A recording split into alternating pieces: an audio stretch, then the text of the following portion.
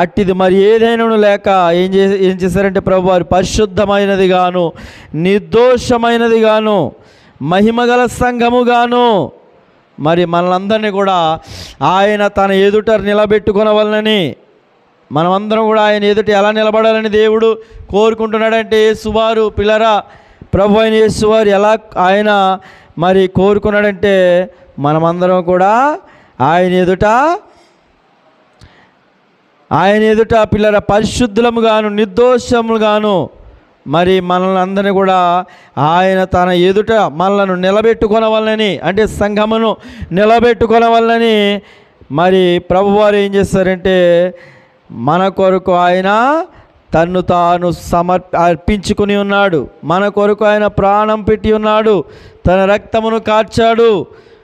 ఆయన మరి పిల్లల వాక్యముతో ఉదక స్నానము చేత మనలను పవిత్రపరిచి పరిశుద్ధపరచుటకై ఆయన మన కొరకు ఏం చేశాడంటే తన్ను తాను అప్పగించుకుని ఉన్నాడు.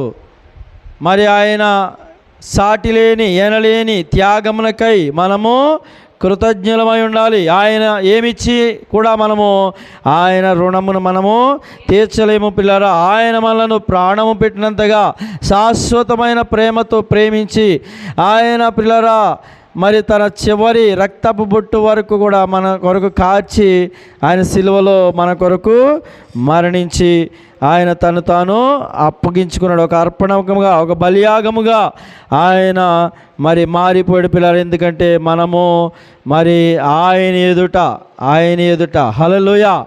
ఎవరి ఎదుటండి? ఎవరి ఎదుట?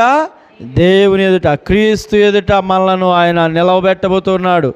అయితే ఆయన మనల్ని ఎలా నిలబెట్టాలని, ఎలా చూడాలని ఆయన మనల్ని కోరుకుంటున్నాడంటే పిల్లరా, మరి మనలో ఎటువంటి ముడతైనను ఎటువంటి కళంకమైనను లేకుండా పిల్లరా మనము ఆయన ఎదుట పరిశుద్ధముగా, నిర్దోషముగాను, మహిమగల సంఘముగాను మనం ఆయన ఎదుట నిలబడాలని ఆయన కోరుకుని మన కొరకు ఆయన ప్రాణం పెట్టి ఉన్నాడు. అందుచేత పిల్లరా మనమందరం కూడా ఆయన ఆశించిన రీతిగా, మరి ఆయన కోరుకున్న రీతిగా ఒకనాడు మనం అందరం కూడా ఆయన ఎదుట నిలబడవలసి ఉన్నది కనుక మరి పిల్లరా మరి దేవుడు ఆశించిన స్థాయిలో ఆయన కోరుకునే విధముగా మనం ఉండాలని మీకు అందరూ కూడా మనవి చేస్తూ, ఆయన యొక్క కృపను వ్యర్థం చేసుకోకూడదు.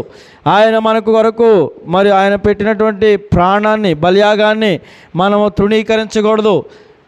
మరి ఆయన కృపలో మనము మరి బలవంతులుగా ఉంటూ ఆయన ఎదుట మనము ముందుకు సాగిపోదాం. అట్టి కృపణ ధన్యతను దేవుడు మనకందరికీ కూడా అనుగ్రహించును గాక. ప్రార్థన చేసుకుందాం.